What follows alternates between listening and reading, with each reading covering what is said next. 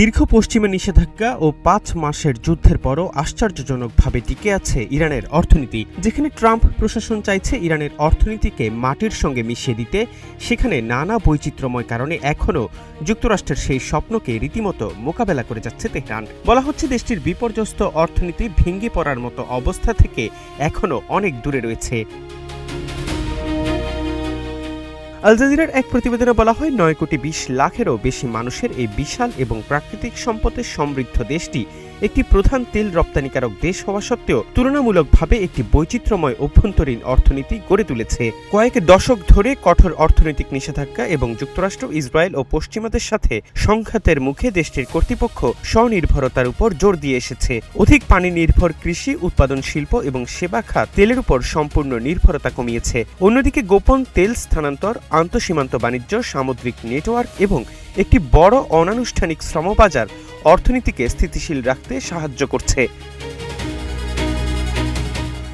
এই সংমিশ্রণের ফলে মুদ্রাস্ফীতি প্রায় ৯০% পৌঁছেছে। বিশ্বের অন্যতম সর্বোচ্চ খাদ্য মূল্যস্ফীতির কারণে গত এক বছরে মাংস, ডিম এবং রান্নার তেলের মতো অনেক নিত্য প্রয়োজনীয় পণ্যের দাম ৩ গুণেরও বেশি বেড়েছে, যার সাথে মানুষের মজুরি তাল মেলাতে পারছে না। আমদানি করা পণ্যের দামও ক্রমাগত বাড়ছে, কারণ মার্কিন ডলারের বিপরীতে ইরানি মুদ্রার মান রেকর্ড স্তরে কমছে। এর উপর হরমুজ প্রণালী বন্ধ হয়ে যাওয়ায় নতুন পণ্যের সরবরাহ বাধাগ্রস্ত হচ্ছে।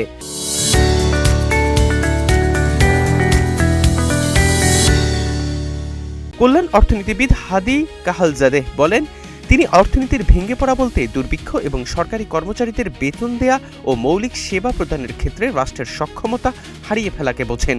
সেই বিচারে ইরানের অর্থনীতি ভেঙে পড়েনি।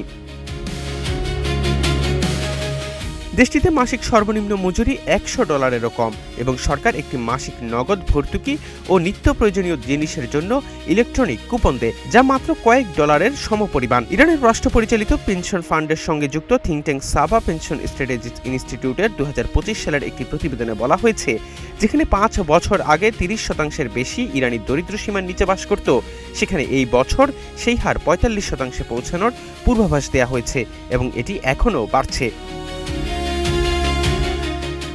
জার্মানির ফিলিপস ইউনিভার্সিটির মারবার্গের মিডল ইস্ট ইকোনমিক্সের অধ্যাপক মোহাম্মদ রেজা ফারজানেগান জানান, পরিবারগুলো তাদের খরচ কমিয়ে দিচ্ছে, ব্যবসায়িক প্রতিষ্ঠানগুলো বিনিয়োগ পিছিয়ে দিচ্ছে এবং শিক্ষিত কর্মীরা দেশ ত্যাগের কথা ভাবছেন। অর্থনীতি সচল থাকছে ঠিকই, কিন্তু এর বিনিময়ে মধ্যবিত্ত শ্রেণী সংকুচিত হচ্ছে, মূলধন গঠন কমছে, জনসেবা দুর্বল হচ্ছে এবং ভবিষ্যতের প্রতি আস্থা কমে যাচ্ছে।